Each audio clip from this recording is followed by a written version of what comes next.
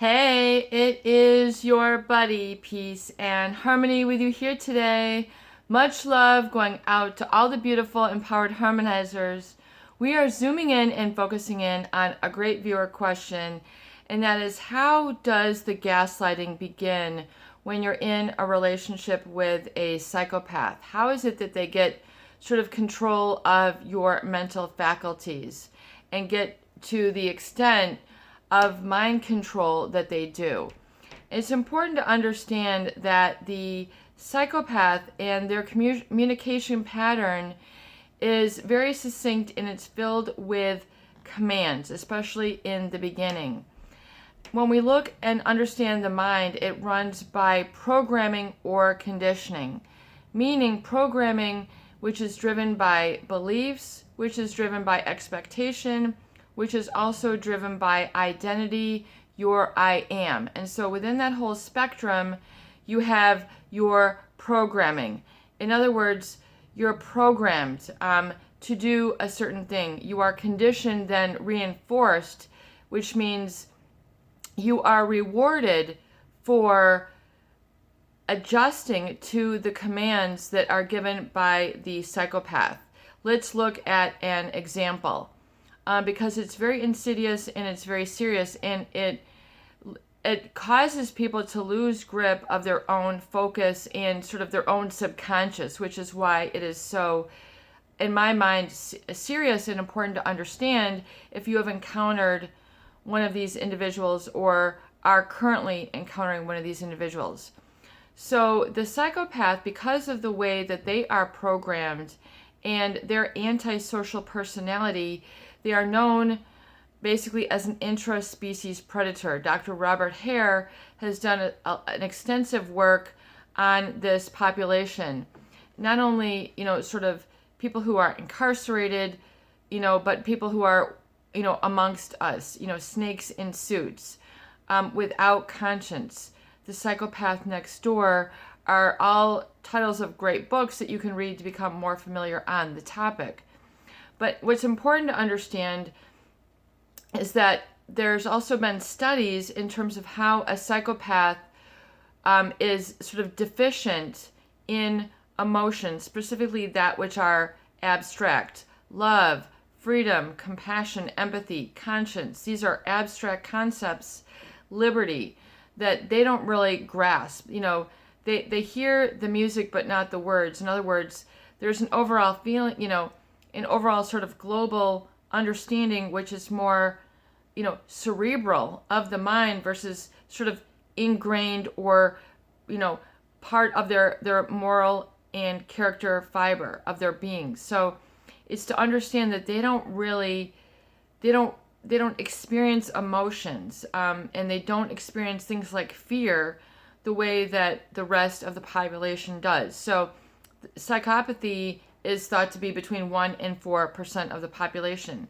That's neither here nor there. What's important is for you to understand how the communication sort of gets in through the cracks of your programming so that they are now at the helm without your realizing, which means there's sort of a control that they are able to elicit in those people whom they are targeting, who have a specific need for either companionship, for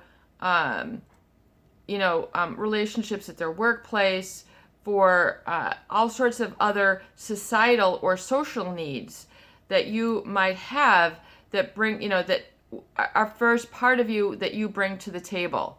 So there's a need, there's a want, there's a desire that's hitherto meeting this individual, which is unmet. And then all of a sudden they come riding in their horse, so to speak, and all of a sudden this person is the answer to your prayers. They're the answer to your needs. They're the answers to that void within you. Whatever it is, it's important that you understand what this is for you uniquely and individually. Is it to be, do you have a need for companionship? Do you have a need to take care of somebody? Do you have a need for someone to treat you with respect? Do you have a need for someone to text you, email you quite a bit? What is your need that you were first presented to before you met this person. I think it's important for you to understand what were your unmet needs before you met this individual that made you open, susceptible, vulnerable, and unaware of sort of how this person was slowly getting control over your emotions and furthermore, your subconscious, which is oftentimes what a psychopath can see and prey upon others because they do not have the restriction of things like remorse or guilt. They're not inhibited by these regular societal norms that most people would. In other words, I'm not going to violate that boundary. I'm not going to violate that protocol. I'm going to, be compliant. I'm a good person. I obey the law. I abide by relationship dynamics that are, written by society, that are unspoken, but and that are, unwritten, but that are understood. Ladies first. Abide by your spouse, for sicker or for poorer. All these sort of tenets that are running through the societal sort of programming that they prey upon and exploit. Exploiting others in this manner is very insidious, and it leads to gaslighting and brainwashing, which means sort of, a feeling of unreality or a feeling of you're, sort of playing a part in something that you're not aware of, but this psychopath is an expert at, or that they all of a sudden are sort of over you by, meaning you are adhering to their psychopathic commands. What is an example? So for example, if a psychopath wants you to constantly be focused on them and always be looking out for them, looking out for their texts, looking out for their emails, looking out for the next get-together, seeing them as the top of the heap, or whatever it is that they are programming you to, the psychopath will give a command. In other words, if the psychopath always wants that attention, because that's how they originally get that, is they're able to sort of control your faculties or your focus. And so they might focus on a specific color, and they might sort of just distract your attention to only focus on that color. They might give you commands, in other words, and then the meaning that they connect. It's a very enigmatic way that they communicate. It's not the way that most communicate. If they want you to always sort of be focused or always thinking about them, that's how they begin breaking you down. They will wear you down, make you tired, override your routine. Things that normally, come natural to you, all of a sudden you're stopping yourself in your tracks because you're trying to attend to this enigmatic or sort of psychopathic word salad, which seems like a puzzle, yet it might be tinged with playfulness, it might be tinged with sarcasm, it might be tinged with sexual appeal, meaning, seduction.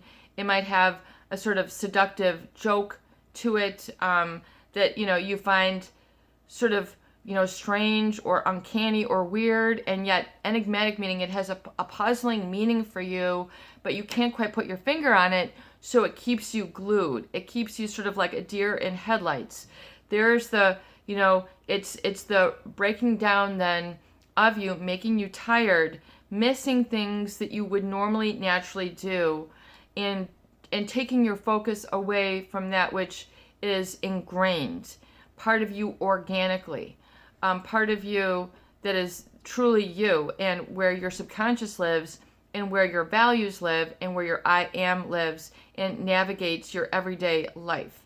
So this is really, really a very, I would say, abnormal state when it gets too far, when the psychopath has broken you down. So they will break down, in other words, break down your regular focus, break down your regular routine, break down your regular energy level, So then they're able to get in and do their work. The commands then might be so that, once again, it's enigmatic, meaning it's puzzling, it's sort of mysterious, it's cryptic, and it gets you sort of thinking that it might be better to be on their wavelength. So then you begin to adapt the thinking and the values and the sort of patterning of this individual in order to either, have a relationship, to be able to get along, to be able to understand, to be able to laugh with them, to be able to have a romantic relationship, to be able to have a functional relationship in the workplace, in the community, or in the family. So people then sort of go along with this, what might seem like, oh, it's just, their uniqueness. But when we're talking about a psychopath, someone who does not have a conscience, someone who does not experience remorse or guilt, they don't have any brakes to the engine, if you will. They don't have a problem with exploiting others. They don't have a problem with taking other people down, ruining their life, seeing them upset, seeing them wriggle and squirm, seeing them get confused, seeing them in pain. In fact, it gives these individuals pleasure and a sense of reward, when they're able to sort of get their talents in, to get their person hooked, and they become addicted then to this type of communication and this type of relationship. So there's the breaking down, and then there are the psychopathic commands, meaning they'll say something that they want you to adhere to. So if they want you to always be looking out for them, then they will give a comment like, well, here she is. Here's my number one. I can't stop thinking about you. You're the top of my list. You're the most important. And so they'll give you these commands, which they seem like they're flattering you or stroking your ego, or really kind of stroking you along those needs, if you will, satisfying those needs. So in other words, if you have a need to be admired as a man, then here come the comments, that here's, my savior, here's my rock, here's somebody I can lean on, here's someone I can count on, you are, such a good this, I thought I would refer to you because you can fix that. So they'll begin to seek you out, or the concern is that they give you a persona as if they are feeling or thinking these things, when indeed they are not. It's just part of their word salad. Word salad meaning it's a unique combination of words and then playing with the environment, if you will, that causes things sort of meaning to flip around in your mind. And it renders people helpless. My nose is itching, excuse me. That helpless meaning they don't really realize that their control is being distracted, that they don't realize that they're being broken down. And they don't realize that their focus, their senses, and their way of feeling is then adjusted by this individual. And in the beginning, it's, people call it love bombing, or they might feel that it's this, oh my gosh, this person and I were just like, we felt like a glove. We are glued together. Finally, someone who I can feel relaxed with in this busy, world. Here's somebody who I can really count on. This person is perfect for me. You might have all these sort of epiphany moments in the beginning where it seems too good to be true, but yet it's true. And, this person then has this sort of paramount presence in life. So they can be extremely charming, meaning exuding, a sort of charisma, or you might feel really transfixed or a need to be glued on this person, sort of always looking at them, always staring at them, always listening for them, always picking up your phone to see if it's them. always checking your email to see if it's them. Do you see how, there's this then always then referral to this individual? And well, normally things were in a balanced manner, but then slowly but surely things will become out of balance. I am so sorry. I should not be itching my nose in a video, but there we go. It is what it is. It is hay fever season. So, and then little by little, then if someone does not recognize or they have not encountered this type of relationship, then they don't realize how they're being taken over, or they don't realize that they're being broken down.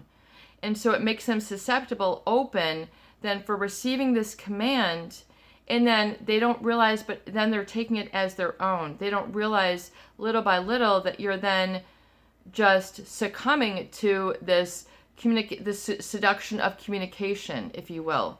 Very seductive, the psychopathic gaze. Their eyes, seem, a lot of people say it's the reptilian gaze. In other words, there's something that they will seem to have this very pleasant focus, but yet it's oftentimes the focus is interpreted as that of interest, particularly that of sexual interest.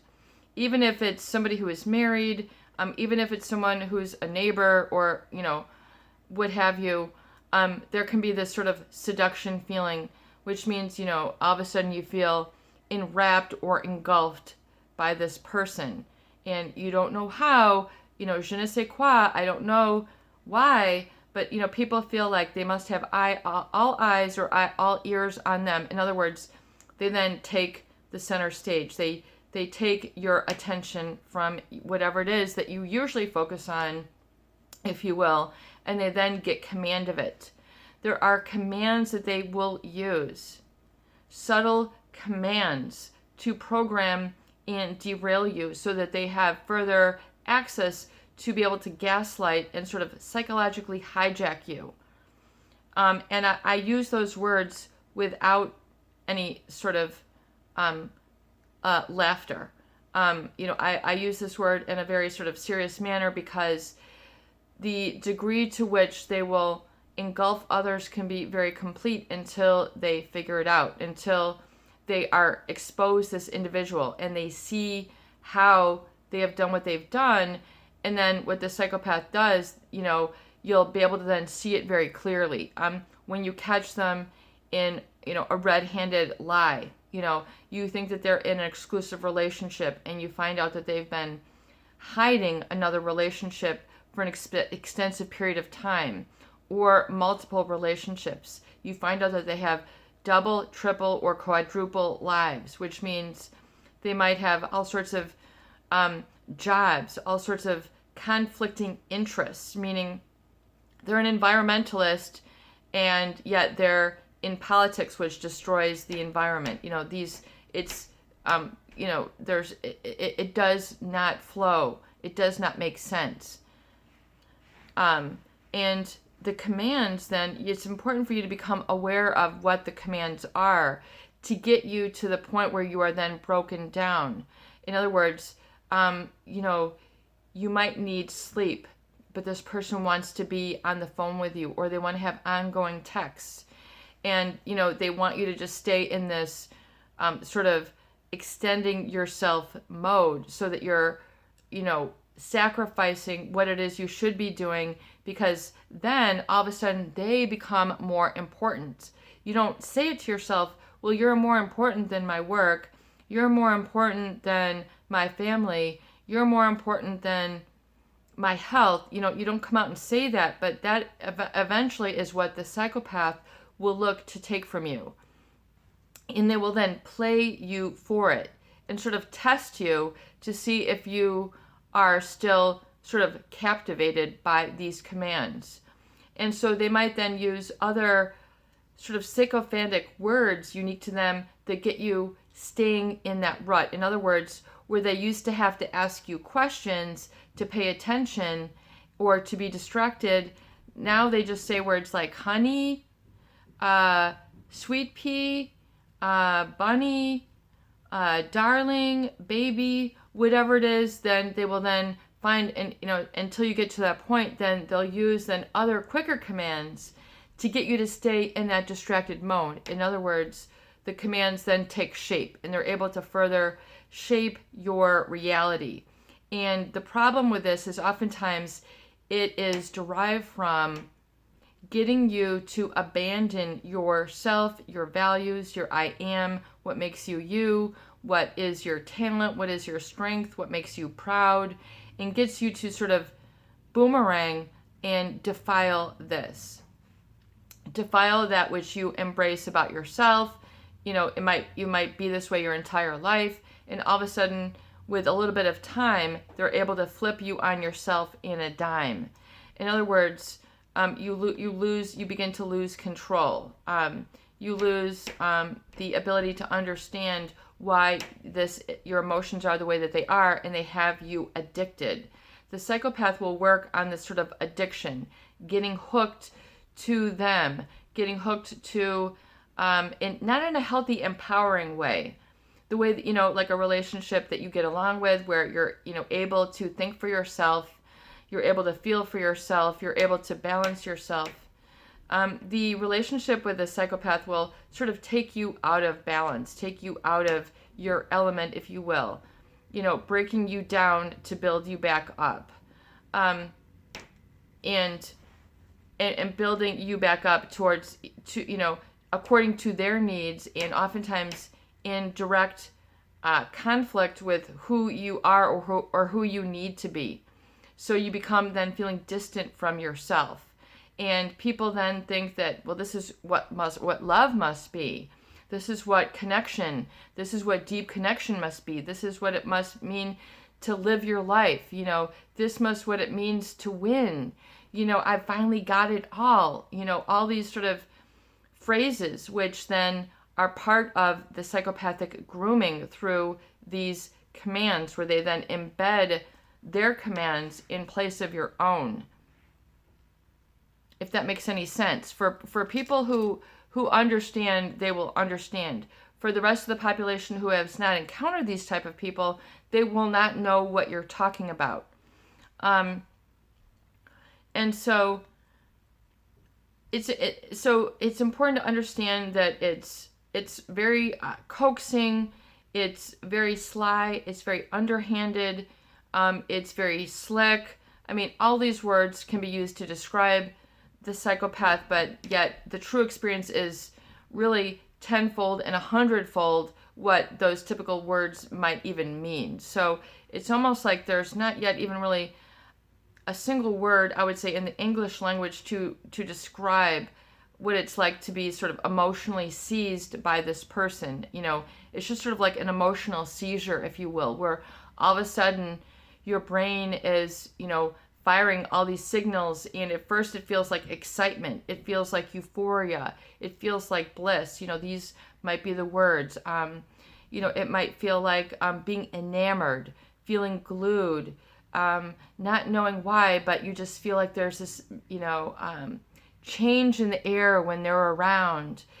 Everybody seems to be on their wavelength when they're around. So all of a sudden, things, tension begins to lift, or, whatever it is that this person seems to have this magical or mystical experience. And there's, people have energy, so you can feel holiness, or you can feel serenity, or you can feel different things around people. When you're around the psychopath, it's on a whole nother level. In other words, you're no longer grounded. You're no longer sort of, and so, oftentimes then people seek this relationship with a psychopath because it's such an escape from the ordinary. They're an escape, or they seem to be outside of the routine, outside of societal norms. Things that usually bother people don't bother this person. Loss of a pet, loss of a family member, loss of a home, loss of, reputation. They might be upset, and they might affect with rage, so they might like rage out, but, they lost, being late for their children, where most people would be panic stricken. They're just cool as a cucumber. They're not affected. Loss of a pet, Most people would be completely heartbroken. They'd want pictures. They're really upset. This is a family member. The psychopath is just, their dog is gone. It's just they're not affected. And then people, wow, you're just so calm, and then, at first it might throw you off, but then you might say, wow, this person is so in control of their emotions. I really admire that. So then it's flipped around to the positive, and this inhumane quality now becomes sort of admired. So that things really get discombobulated. So this is just a little bit of how they get control. And especially important for you to understand uniquely in your situation are what are some of the commands that they have given you that have distracted your attention from how, and not just what you attend to, but how you are in your body. In other words, the subconscious mind, which is running the show, which is, the limbic brain, the brainstem, the oldest part of your physiology in your being, which, is the seat of your beliefs. We're talking really deep down. So the psychopath is able to, because they can kind of bypass those regular societal norms, they don't think the same way that people do. They don't feel, if they're lacking emotions, if they're lacking values, if they're lacking conscience, then they don't have the sort of speed bumps emotionally that most people do. They have no problem, going behind the counter. You're at a restaurant, and next thing you know, they're in the back of the restaurant talking to the chef. You're like, why would you even go there? You're at a business, and next thing you know, they're up in the owner's office. Where did they disappear to? They've just gone, and most people would never even do that. You're at a restaurant, at a bar, and they just kind of walk around and help themselves and just wave to the bartender, hey, I'm just pouring myself another drink, put it on my tab. You're like, really? And then some other people might go, man, you're so cool. You're just so strong. They get away with these things that most people would never even dream of doing. In the workplace, as I've mentioned before, all of a sudden you find them going into offices that they do not belong in, talking to people, just jumping up through protocol or hierarchy, and they're just in the office. They're at the meeting, and you're like, how did you, they've got people's cell phone numbers, people you wouldn't even usually have their phone numbers. People would say that would be out of line, and then the psychopath just goes and does this. So they get the people then sort of admiring them for these qualities, which are indeed interspecies predator behavior. And so once again, be very well aware and find and discover for yourself through reflection, what are some of the commands that they were giving you? And then furthermore, what was the meaning behind it all? In other words, if they never called you by your name, they only called you sweet pea, pumpkin, bunny. In other words, and then what is the meaning? In other words, were you then relegated to, just a thing? They're very objectifying, meaning really people aren't people to them. People are just tools to them. Just the way a cup might be a tool so you can drink fluid, coffee, water, wine, what have you.